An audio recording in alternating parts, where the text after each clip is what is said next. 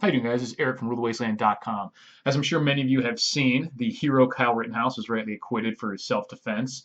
It was for anyone who had been observing the plethora of evidence. I mean, the entire incident was pretty much on film, and it was obviously quite clear that it was textbook self-defense from pretty much all facets according to what is required from the law. Any reasonable person would have absolutely feared for their life or grievous bodily harm in the situations that he was in, and I think he showed amazing restraint and control in those situations as well. And thankfully, despite being dragged through the courts and everything, that he was acquitted eventually. And now he can go about hopefully doing the Nick Sandman treatment to all the news agencies and the Biden administration who defamed him quite severely throughout before he was ever convicted of any crime.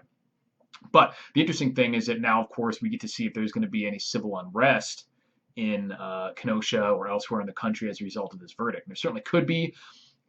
I'm hoping that there won't be anything major. You know, they're having some National Guard troops go out, but only 500, not a lot for a major area. And then they never really give them ammo and things like that anyway, so it's more of a show in most of these situations. But for anyone who's in that area, I obviously suggest you get prepared, but I don't suggest you try to get involved in any of that stuff just because, as you've seen with this scenario, unless you really are forced to act, it can just get you in a world of hurt. The cops even have a saying when they falsely arrest people, you can beat the rap, but you can't beat the ride. And Kyle had to go for a hell of a ride over these past, what's it been, a year, almost 2 years or something like that. So pretty wild.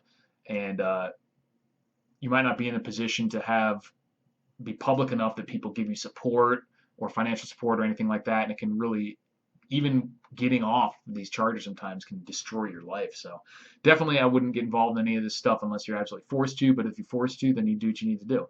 But if you're in the area, of Kenosha or similar areas, definitely be on the lookout for any crazy stuff happening tonight. And let's just be happy, at least for the time being, that self-defense still exists in this country. Thanks for watching, guys, and I'll talk to you later.